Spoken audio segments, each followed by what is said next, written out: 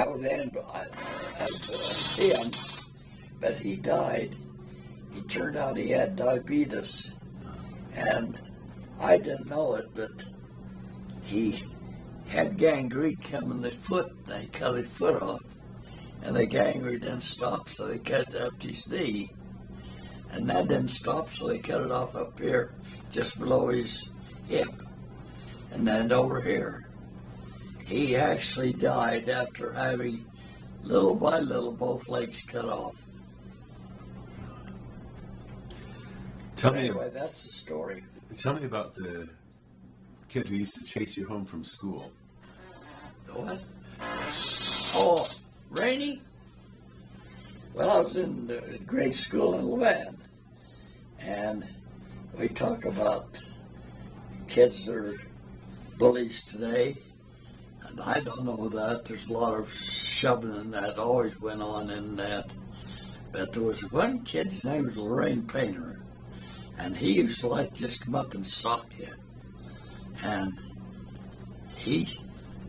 I was smaller than Rainey, and I only lived a block away from school. And old Rainey got the habit, he'd run me home from school every day. Now, one day, my dad they were removing an old Lombardy poplar that had died on our corner. And I came running home, and Rainey chased me up. And as I came running across the streets, safety first again, I'm home. My father said to me, "How long are you going to let that boy chase you home? You going to do that the rest of your life? Or are you going to stand up for yourself?" The next day, Rainey chased me home. There's a little bridge where the irrigation water went into our ward house.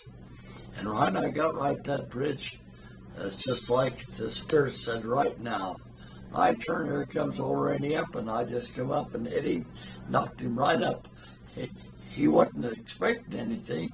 He went up and lit right on his butt. "What'd you do that for?" I said, "'Cause you're chasing me home." And I said, "I'm telling you, my father's right over there, and he's the one that told me that I shouldn't be letting you chase me home. You chase me home tomorrow night, and I won't even start to run."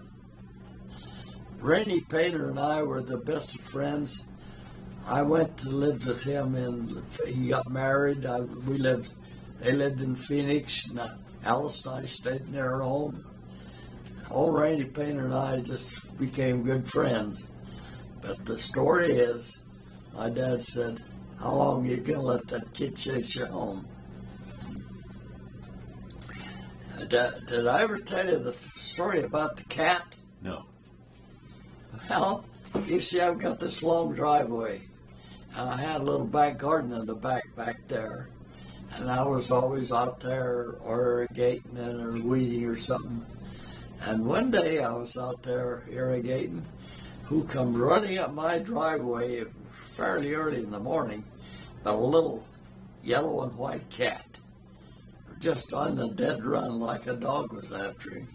He just come running right up and under my gate and then stopped right at my feet. And who comes up the driveway chasing him? Turned out he's a little Indian boy, about 7 or 8 years old. He comes running up the gate. He said, "Will you throw me that cat?" And I said, "Is he your cat?" "No, but I like him, and I'm just going to take him home." I said, "Well, he don't want to be taken home. He come running in here for safety so you can't catch him." "Oh, no, he don't belong to anybody. He's just wandering around." I said, "Well, if I throw this cat back over the fence, he'll just run faster down the driveway." "No, that won't happen." He says, "You know, that cat's got 35-mile-an-hour shoes on. But I got 40-mile-an-hour shoes on. And I'll catch that cat. He's not going to get away from me this time. I'll catch the cat." I threw the cat over the fence, and the cat just tail in the air, and he's gone, and the kid after him down the driveway and around the out of sight.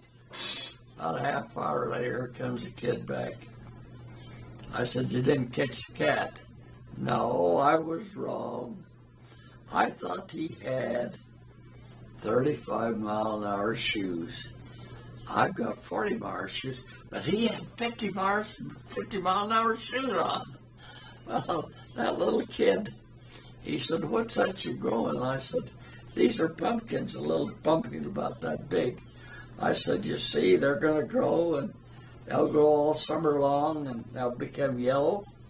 And when the fall comes and jack-o'-lantern time, I'll have a nice big jack-o'-lantern for you." Well, the rest of the summer, that kid, not every time I was out, but quite often, here's the little kid over by my fence. "Are they growing?" I said, "You can see they're growing." And he watched, and one day, here's a nice big pumpkin. I said, "You know, it's going to be Halloween next week. And do you like this pumpkin?" "Oh, yeah." I said, "Let me get something to cut it off." I went and got something to cut it off and handed it to him over the fence. I said, "Now you make yourself a nice jack-o'-lantern for Halloween out of that pumpkin." And he takes off over there. It wasn't a half hour. Here's his mother at my door.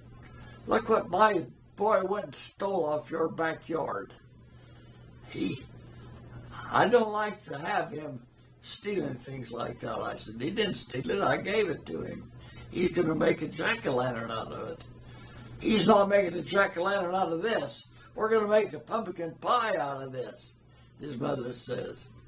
I said, "Well, you make a pumpkin pie of that, and I'll get him another jack-o'-lantern pie." So I went out, and I said, "You go down, stand down there by the big tree, and here's the bigger pumpkin." I went down, put one over the fence, turned me in. He would follow me around cutting the front lawn. I was cutting the lawns, and he'd just kind of come and follow me around like a dog once in a while. One day he came over and he said, "I sure feel bad we have to move." I said, "You do?" "Yeah." I said, "Well, that's a shame." I said, You've been a real good friend." "Yes," he says. But I said, "You'll find another nice place where there'll be good people." "But that isn't it," he said. "I like where we live. I like the way we've been doing. And it's just a feeling." And I said, "Just a feeling?" "Yeah," I said. "I think they call it love."